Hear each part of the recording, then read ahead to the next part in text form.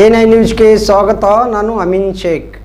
ಯುವ ಕಾಂಗ್ರೆಸ್ ಮುಖಂಡರು ಬಡವರ ಬಂಧು ಸಂದೇಶ್ ರಾಜಮಾನಿ ಇವರ ನೇತೃತ್ವದಲ್ಲಿ ಚರಂಡಿ ಅಭಿವೃದ್ಧಿ.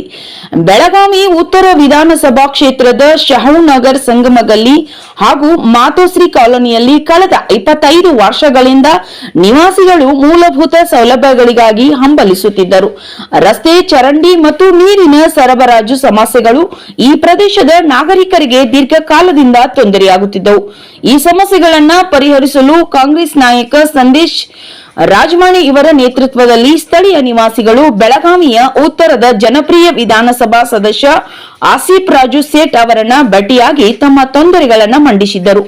ವಿಧಾನಸಭಾ ಸದಸ್ಯ ಸೇಠ್ ಅವರು ಪರಿಶೀಲನೆ ನಡೆಸಿ ತ್ವರಿತವಾಗಿ ಸಮಸ್ಯೆಗಳನ್ನು ಪರಿಹರಿಸುವುದಾಗಿ ಭರವಸೆ ನೀಡಿದರು.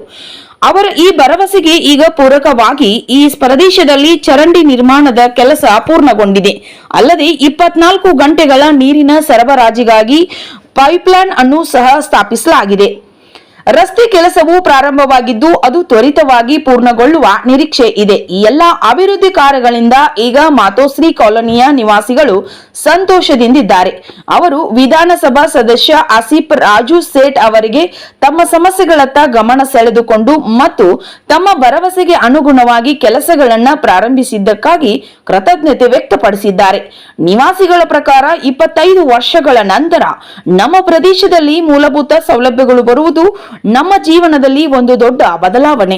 ವಿಧಾನಸಭಾ ಸದಸ್ಯ ಶೇಟ್ ಅವರು ನಮ್ಮ ಸಮಸ್ಯೆಗಳನ್ನ ಬಗೆಹರಿಸಲು ಸಹಕಾರ ಕೊಟ್ಟಿದ್ದಾರೆ. ಅದಕ್ಕಾಗಿ ಯುವ ಕಾಂಗ್ರೆಸ್ ಮುಖಂಡರು ಸಂದೇಶ್ ರಾಜಮಾನಿ ಹಾಗೂ ಶಾಹುನಗರ ಕಾಲೋನಿ ಸಮಸ್ತ ನಾಗರಿಕರಿಂದ ಅಭಿನಂದನೆ ಸಲ್ಲಿಸಿದರು.